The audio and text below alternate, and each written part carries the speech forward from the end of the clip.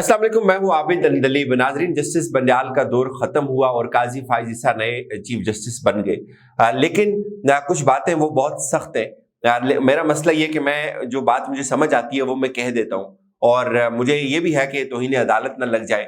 बहुत सारे हमारे जानने वाले दोस्त हैं, वो बीच में जाके निकल जाते हैं, लेकिन अल्लाह कहता है कि कूलू कौलन सदीदा, सीधी सीधी बात करनी चाहिए। तो वो सीधी सीधी बातें क्या है कि क्यों ये जस्टिस बंडियाल साहब का जो दौर है, एक तारीख तरीन दौर याद रखा जाएगा हिस्ट्री में।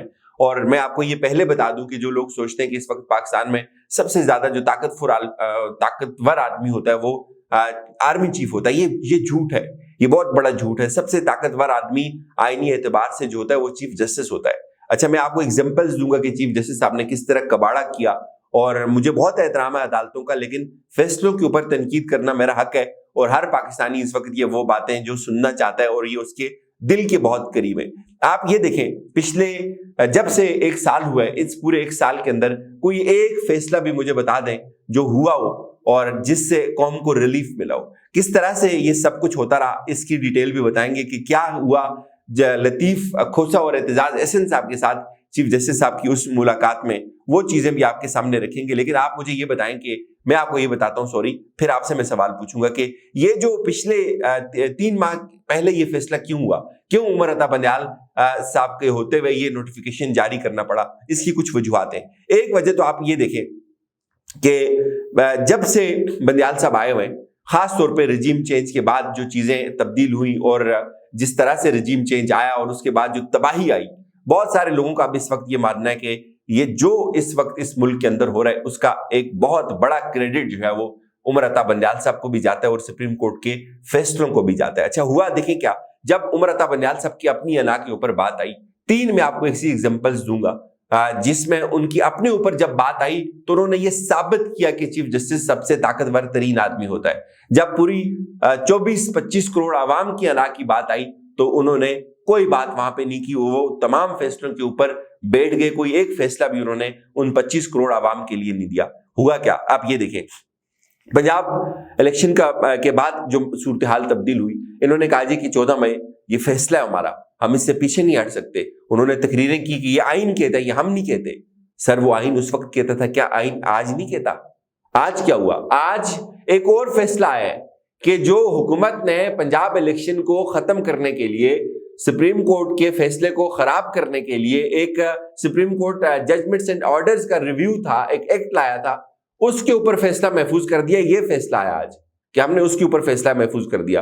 और उसका बराह रास्त तल्लुक आपको ये समझना चाहिए कि पंजाब के अंदर 14 मई के जो इलेक्शंस थे उसके साथ था। और 14 मई के इलेक्शन के ऊपर जस्टिस बंडियाल साहब ने पूरी कौम को एक उम्मीद दी, यहां तक लेके गए, ये फैसला हो गया, हम पीछे नहीं हट सकते, हम इलेक्शंस करवाएंगे। आज हम 14 मई के इलेक्शन करवाते करवाते जुलाई में पहुंच गए, अभी तक इलेक्शन का नामो निशान नहीं है। आप ये देखें, रिव्यू जजमेंट्स के ऊपर जो सुप्रीम कोर्ट का ऑर्डर एंड जजमेंट्स के ऊपर जो रिव्यू आया, ये हुकूमत ने एक एक्ट मंजूर किया, इसके ऊपर भी बहुत सख्त रद्दअमल दिया। उमर अता बंडियाल साहब ने इसको रेजिस्ट किया। उन्होंने ये साबित किया कि वो बहुत पावरफुल आदमी है। उन्होंने ये साबित किया supreme court practice and procedure bill के वक्त कि वो बहुत पावरफुल आदमी है। उन्होंने पूरी हुकूमती काबीना को पिछाड़ कर रख दिया। उन्होंने कहा कि नहीं, ये नहीं होगा। उन्होंने 8 जज बुलाए और उन्होंने उसको ब्रेकें लगा दी। उन्होंने ये साबित किया। फिर इससे भी मैं आपको हैरान कुन खबर देता हूं, हमारे किसी दोस्त ने इसको रिपोर्ट नहीं किया, मैं आपको बताता हूं। कल क्या हुआ है, कल रजिस्ट्रार सुप्रीम कोर्ट जो थे वो रिटायर हुए। अच्छा, यहां भी उमर अता बंडियाल साहब ने यह साबित किया कि वो सबसे पावरफुल आदमी है, वो इस तमाम पार्लियामेंट से ज्यादा पावरफुल आदमी है। देखें, आपको याद होगा, शॉर्टली मैं आपको बताता हूं, काजी फाइज ईसा साहब का एक फैसला जो था उसको कलअदम करार दे दिया सुप्रीम कोर्ट ने रजिस्ट्रार के एक ऑर्डर के जरिए। रजिस्ट्रार साहब ने एक ऑर्डर जारी कर दिया कि आप ये जो मामला है ये ऐसे चलेगा। अच्छा, उसकी डिटेल में मैं नहीं जाता। उसके बाद काजी फाइज ईसा साहब ने रजिस्ट्रार को एक दफा अपने बेंच में बुलाकर उनको सुनाई कि आपको पता ही नहीं चीजें कैसे चलती हैं। और उसके बाद उन्होंने एक खत लिखा। उन्होंने कहा जी रजिस्ट्रार को क्या आप ओहदे से इस्तीफा दे दें, और वफाकी हुकूमत को उन्होंने कहा कि ये इस रजिस्ट्रार की जो सर्विसेज हैं इसको वापस ले लें। ये रजिस्ट्रार जो है वो इनको मामले की समझ नहीं है। अच्छा, उसी रातों रात हंगामी तौर पे जो पूरी काबीना है वो बैठी, उस पूरी काबीना ने रजिस्ट्रार की सर्विसेज को वापस लेने की मंजूरी दे दी اور ہم نے کہا جی کہ براہ راست لڑائی لگ گئی ہے سپریم کورٹ میں اور حکومت کے درمیان.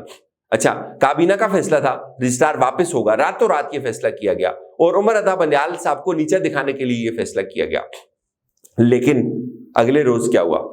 اگلے روز عمر عطا بندیال صاحب نے 8 ممبر بینچ بنا کر نہ صرف قاضی فائز عیسیٰ صاحب کا فیصلہ ریورس کیا, بلکہ جو رجسٹرار نے جانا تھا, جو کابینہ کا فیصلہ تھا کہ رجسٹرار واپس آئے گا, اسٹیبلشمنٹ ڈویژن کے اندر رپورٹ کرے گا, انہوں نے کہا کہ رجسٹرار نہیں جائے گا.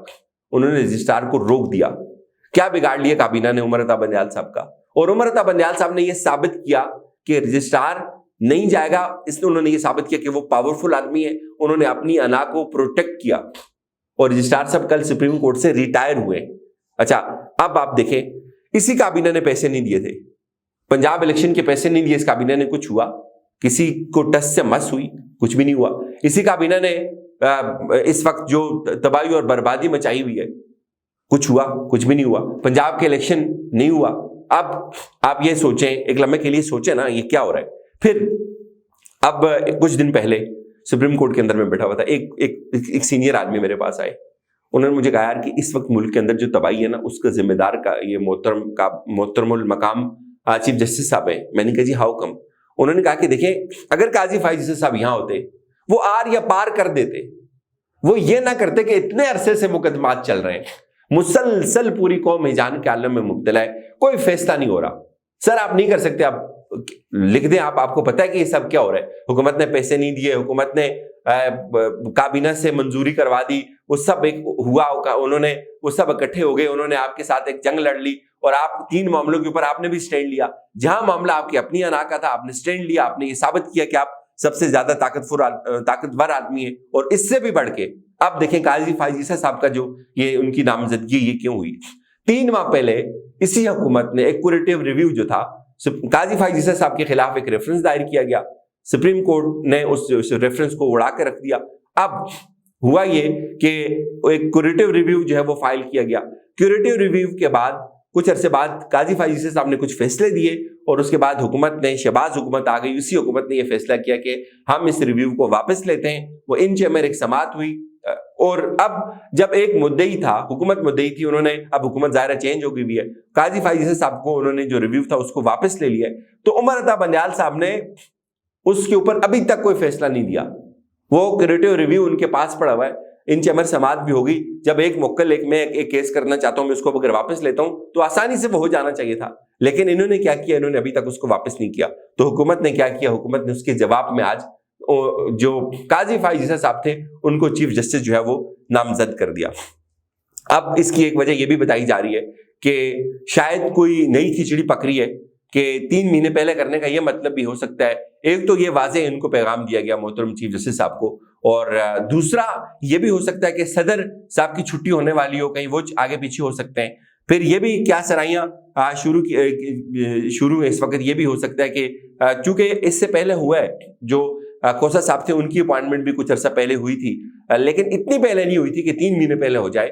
اب کچھ یہ بھی افواہیں چل رہی ہیں کہ اتنا جلدی کرنے کا یہ مطلب ہے کہ اب جو ہے وہ نون لیگ کو جو ہے انصاف ہے وہ ملے گا. چونکہ نون لیگ کا آپ کو پتا ہے کہ جو جاوید لطیف صاحب ہیں وہ بہت دفعہ یہ بات کہہ چکے ہیں کہ ہمیں قاضی فائز عیسیٰ صاحب کے دور میں جو ہے وہ انصاف ملنا شروع ہوگا. پھر وہ کہتے ہیں, کچھ لوگ یہ بھی کہتے ہیں کہ نااہلی جو ہے جہانگیر خان ترین کی اور نواز شریف کی وہ بھی ختم ہو جائے گی, اور بہت ساری باتیں. بہرحال میں یہ سمجھتا ہوں کہ آپ قاضی صاحب کے ساتھ بہت سارے لوگوں کو اختلاف ہو سکتا ہے, لیکن جو کم از کم جو چیزیں رکی ہوئی ہیں قاضی صاحب کے دور میں یہ چیز نہیں ہوگی. قاضی صاحب کے دور میں چیزیں آر ہوں گی یا پار ہوں گی, ان بٹوین نہیں رہیں گی. یہاں پچھلے 6 مہینے سے کوئی ایک فیصلہ بھی نہیں آیا. آپ یہ دیکھیں, میں کچھ دن پہلے وہ نوٹس پڑھ رہا تھا کہ جب نیب ترامیم ہوئی, یہ سارے ججز اکٹھے ہوئے, انہوں نے کہا جی نیب ترامیم اور سارا ریکارڈ منگوایا جائے, سیل کر کے دیا جائے ریکارڈ کو, ریکارڈ ضائع ہو سکتا ہے, اور لگتا تھا کہ یہ ترامیم اڑا دیں گے. آج تک اس کے اوپر بھی کوئی فیصلہ نہیں ہوا. پنجاب الیکشن کا فیصلہ آیا, اس کے بالکل آخری دن کے اوپر جو ہے وہ الیکشن کمیشن نے اس کو ریویو دیا, اس کے بعد ایک اور ایکٹ آ گیا, وہ بھی آج تک چل رہا ہے. اور پریکٹس اینڈ پروسیجر بل کے اوپر ابھی تک کچھ نہیں ہوا. 54,000 مقدمات ہیں. میں یہ اس لیے یہ بات کہہ رہا ہوں کہ 54,000 مقدمات ہیں اس سپریم کورٹ کے اندر، برکت سے جناب محترم چیف جسٹس عمر عطا بندیال صاحب کی، جو بلا وجہ یہ وقت ضائع کر رہے ہیں، 3 4 گھنٹے یہ بینچز بنتے ہیں جو پنجاب الیکشن کا معاملہ سن رہے ہیں، فیصلہ کچھ بھی نہیں نکلنا۔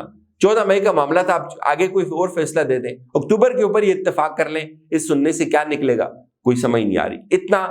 54,000 مقدمات، ظاہر ہے جب ججز اس طرح کے مقدمات کو سنیں گے تو وقت تو ضائع ہوگا۔ اب ظاہر ہے مشکل ہوتا ہے اس طرح کی باتیں کرنا، چیزوں کو کریکٹ پرسپیکٹو میں ہمیں رکھنا چاہیے، اور اللہ بھی یہ کہتا ہے کہ قولوا قولا سدیدا، تو اس میں اگر توہین عدالت بھی ظاہر ہے لگ سکتی ہے، لیکن تمام ججز کا احترام ہے، جو باتیں سمجھ آتی ہیں وہ کر دینی چاہیے۔